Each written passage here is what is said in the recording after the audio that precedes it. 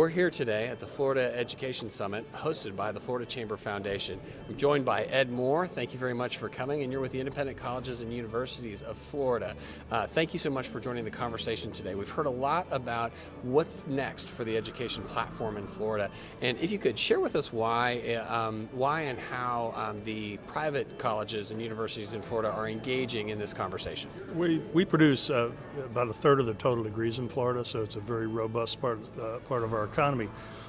More than $5 billion a year in budget, $2 billion a year in payroll, employ about 35,000 people. So when businesses in Florida are concerned about hiring well-qualified employees, we employ over 35,000 ourselves. So the critical issue here is blending business and industry with higher education to make sure that the workforce that's being created are capable of job ready when they come out of college. That, every institution or industry has to train their own. I mean, you're gonna need training when you go there, but you have to be capable of learning. One of the big point of emphasis that I made today is having it where you come out knowing that learning is a lifetime endeavor and being capable of learning new material. That life changes yearly. We have to produce the type of graduate that Florida business warmly embraces. We want them hired when they go out there.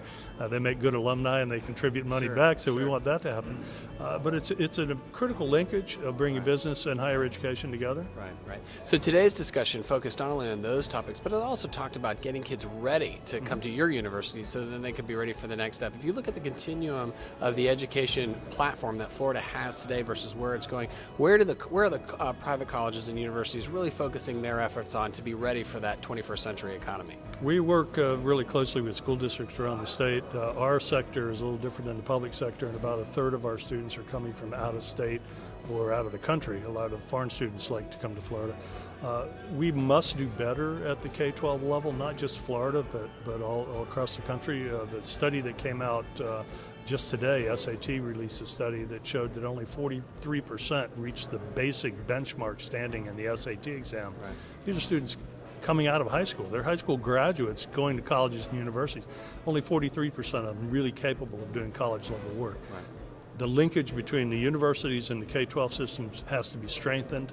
We've got to reach down in there to make sure that the pipeline, which is a common thing we use, of students as they move through the system are ready to do college level work, and then when we're done with them, that they're ready to do the real work out in the real world, not just in the academic setting. It's a continual effort. We've done better. Florida's improved a lot over the last decade, but there's a long way to go to be where we need to be.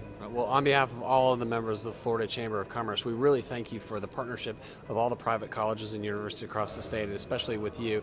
It's a pleasure to go to the Capitol and work on these issues together, and we look forward to making Florida's education system better so we have the best employees to compete globally. Ed, thank you very much. That's what we have to do.